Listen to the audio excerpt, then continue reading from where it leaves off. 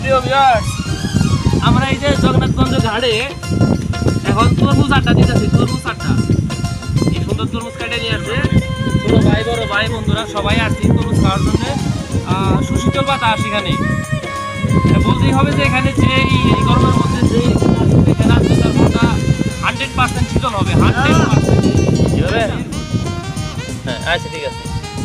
এই প্রচন্ড বাতাসের কারণে ক্যামেরাটা উল্টে গিয়েছিল, যার কারণে ভিডিওতে একটু ব্যাঘাত সৃষ্টি হয়েছে। এখন আমরা এই যে খাবো তরমুজ।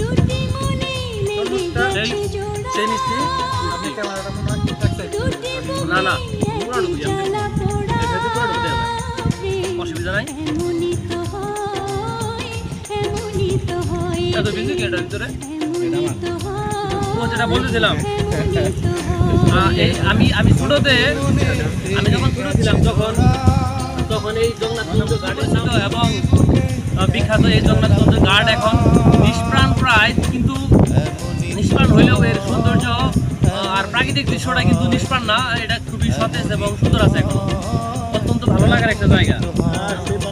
এখানে অনেক ইউটিউবার যারা আছেন তাদেরকে আমি বলবো যে এই জায়গাগুলোতে আসবেন এবং সাধারণ মানুষ যারা আছে এদেরকে দেখানোর জন্য সুযোগ করে দেবেন।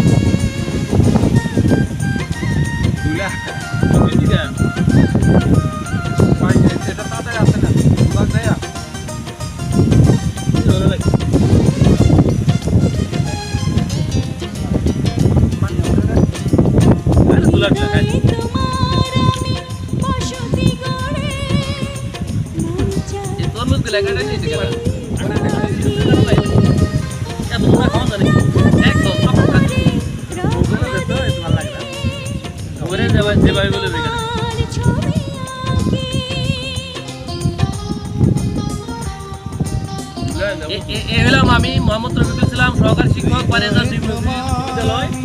আর এ হচ্ছে আমার বন্ধু ইউনিয়নের ইউনিয়ন পরিষদের সচিব ইউনিয়ন।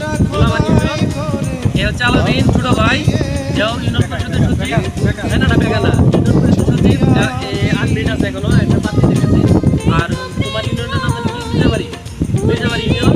এ হলো ছোট ভাই, আমার পাশের বাড়িতে থাকে, প্রাইমারি টিচার, ইয়ং টিচার। এও বিয়ে করে নাই, পাত্রী করতেছে, ইনশাআল্লাহ হয়ে যাবে আনমেরিড। আমরা এখন মূলত অত্যন্ত ভালো লাগার একটা মুহূর্ত।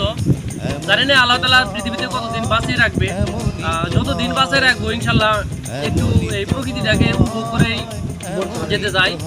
কারণ পৃথিবীতে আসলে কিছুই নাই, মানে দি ওয়ার্ল্ড ইজ নাথিং, মানে বিশ্বটা কিছুই না। মরে গেলে সব খারাপ। যতদিন পরে ভালো করে ভিডিও করো, কারণ ওর পাতি জরুরি ইমার্জেন্সি পাতির প্রয়োজন। এতটা তুই বল, আমার একটা পাত্রী দরকার। বন্ধু সুজনের জন্য একটা পাত্রী দরকার, থাকতে হবে লাস্টে। অবশ্যই আপনারা এটা দেখবেন, আমরা তার জন্য চেষ্টা করতেছি। থাকলে ভালো, সে কোনো রিস্ক নিতে রাজি না।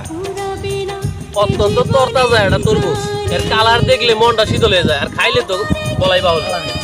আর যারা আমাদের তরমুজ পার্টিতে শেয়ার করলো এই ফলটা, তাদেরকে অসংখ্য ধন্যবাদ।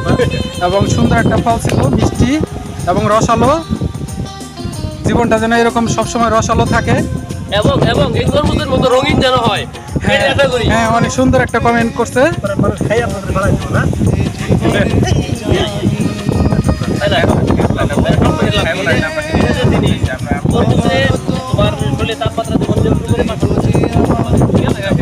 না, আমি ভিডিও করতেছি।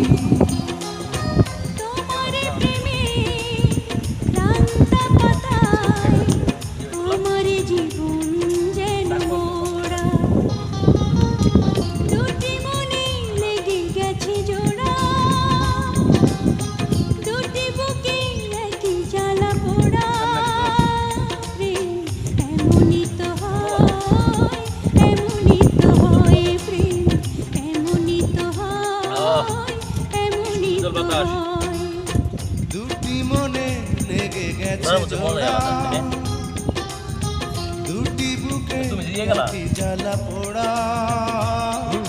ধন্যবাদ, এটা মনে ভালো লাগলো। এমনই তো হয়, এমনই তো হয়, এমনই তো হয়।